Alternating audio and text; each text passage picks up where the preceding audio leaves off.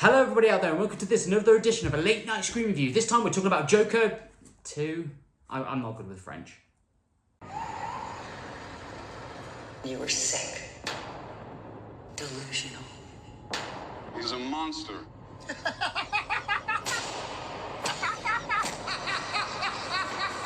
This is a very disturbed individual. He's not sick. He's perfect. You're Joker. So what's the story? Hold on, coffee. So, Joker 2 tells the story. It's kind of, it leaves off a little later after the first Joker movie. Arthur is incarcerated in prison. He's in an awful prison. I guess it's Arkham. It's awful, it's run badly, you know, everybody's treated not great there, the guards are awful, etc, etc, etc. Now, the character that he plays and the way he acts is as if nothing happened. He's essentially the same old Arthur, very downtrodden, very pathetic, suffering from various different kind of mental illnesses. You know, he's a murderer now, he's obviously in prison, he's not funny, he's, you know, he can't make anybody laugh.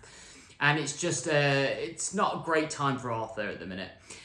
He's also about to come up for his court case, so he's going to be tried for all the murders that he committed in the first movie. So that's kind of building up, and he's having sessions with a psychiatrist to kind of, for his defense, to prove that he's insane. And then Harley Quinn comes on, and again, I'm just going to call her Harley Quinn, comes along into his life as a kind of fan, because there's fans building up in the world for him. There's like a whole movement, and she comes along and kind of, you know, wants to be his girlfriend and kind of encourages him to kind of step up. And that's the story. And I'm doing it a lot more than the actual film does. Ah! So, what did I think of the movie? You know what, more coffee. It's Irish coffee. Well, folks, I'm going to say it up front. I hated this movie. Now, I like to have a kind of very balanced film review. When I do any kind of film review, I like to have a balanced opinion. So even if I don't like a movie, I try and find things that are good about it. And I try and give a balanced review just generally, unless I really didn't like the movie.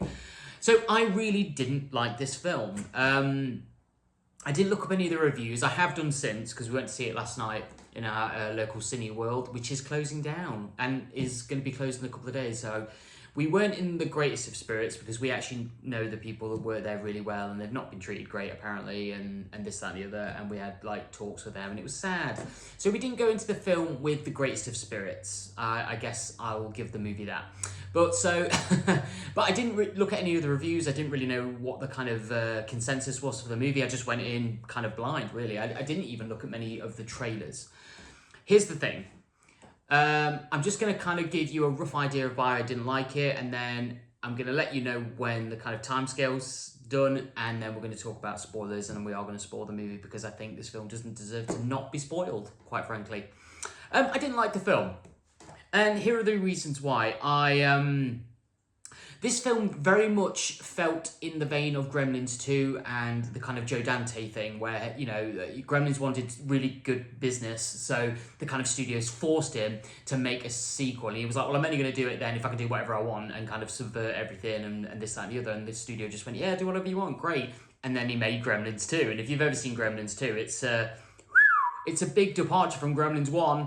But the difference between that scenario and what happens with the Joker 2 is that Gremlins 2 is actually entertaining and fun to watch, and the Joker 2 is more like a big FU to the audience and the fans. So essentially, the director decided to kind of take the character who, you know, in a more kind of realistic setting, but still based on the comic books, is this person who's suffering from various different mental disorders. He comes from a bad family background. He has a very unloving mother and a very kind of like semi-abusive mother. And so grows up to become this disturbed person who wants to be a comedian, is failed, is put on by life. People pick on him. He's not very successful. He lives in his own imagination a lot of the time. And then he sort of snaps one day and becomes the Joker, becomes empowered, for better or for worse, and kind of believes in himself and gains his confidence and becomes the Joker. And that's where that film ended. And again, That film doesn't need a sequel, because then the audience was allowed to just kind of take that interpretation of the Joker, a bit more of a realistic interpretation, and run with it. So we could imagine what that guy got up to, right? So this sequel didn't need to be made. But yes, it was. I mean, obviously it kind of did unexpected, really good business, and therefore they had to then make the sequel. And it's like the director hated that and really wanted to stick it to the fans and the audience thank you for watching my movie and making it a success, but goddamn you for making me make a second one. And because you did, here's what we're going to do.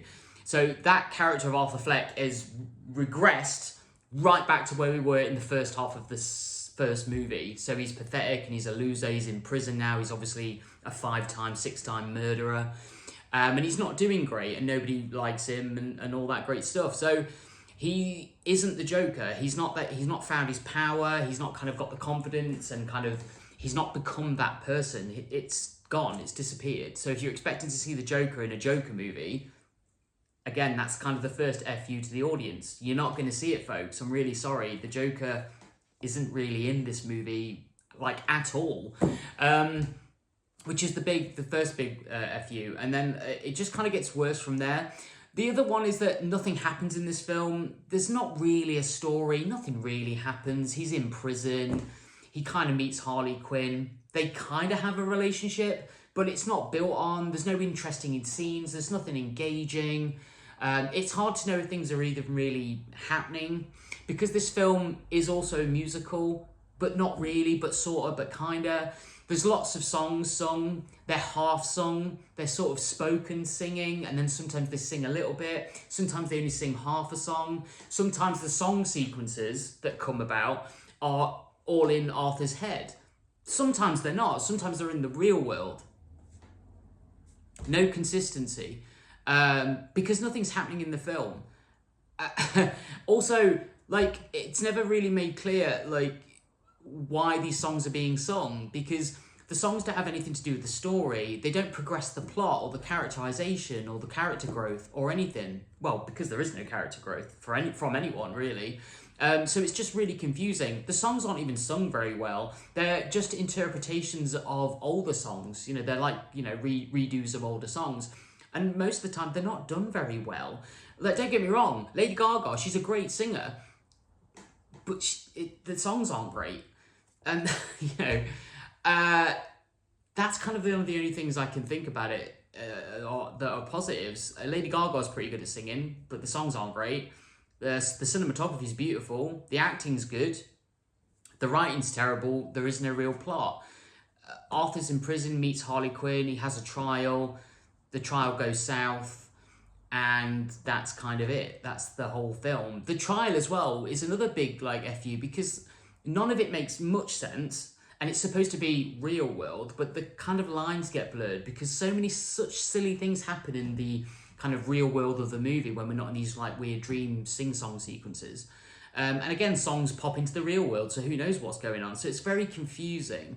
So it's a very confusing script. There's no plot, and the character's being completely regressed back to where he was, and we never see the Joker as he was portrayed in the first film. There's only one sequence that stands out that's really great. So in the last third of the movie, the Joker does make his appearance. The whole film centered around, is Arthur just Arthur and he's putting the Joker on, or is Joker a part of his personality? You know, this, that, and the other. Is he guilty? Is he not guilty?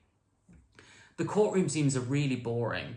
I'm a big courtroom drama junkie. I love all those kinds of movies. I absolutely love them, right? And I was bored to tears watching this, because it was just a lot of nothing.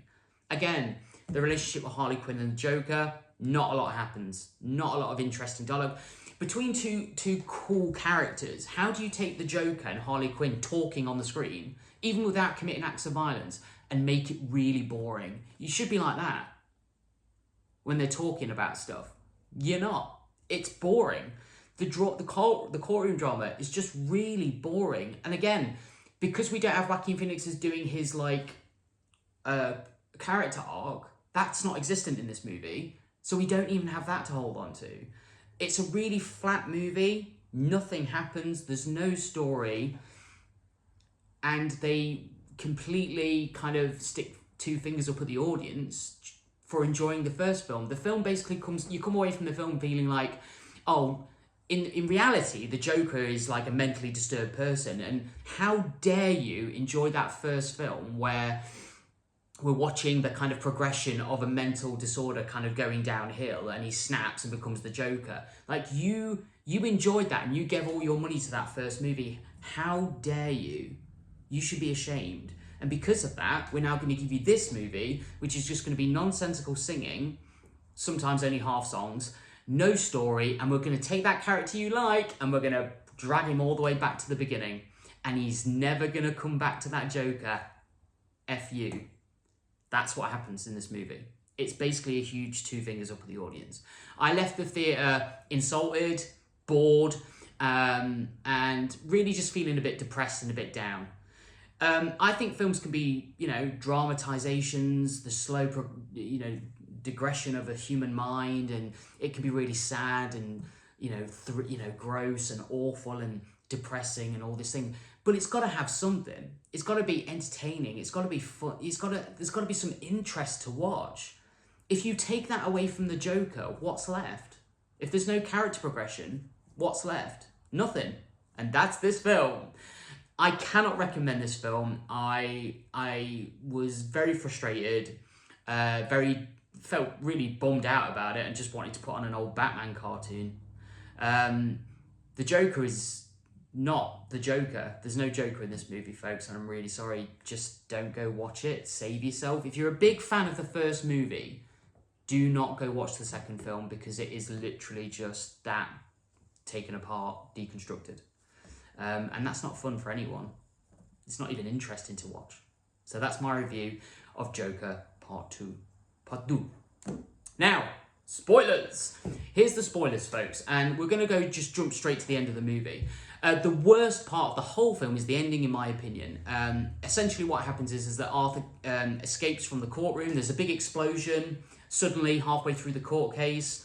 At this point, Arthur is dressed up as the Joker. He's had one really cool scene with an old character from the first movie, which was the only bit in the film that was, one, interesting to watch, two, like really standout performances from both the actors working from each other, and three, kind of showed us a bit of the original Joker, and that's it. Because after that, Arthur Fleck then decides that I'm not the Joker, I'm just Arthur Fleck, and I'm just really sad and depressed, and please don't send me to the gas chamber, please don't send me to the electric chair, and he has like a breakdown in the courtroom. So he literally denounces himself. Harley Quinn leaves because she can't believe she's wasted her time with him, because he's not real, he's not the Joker's not real.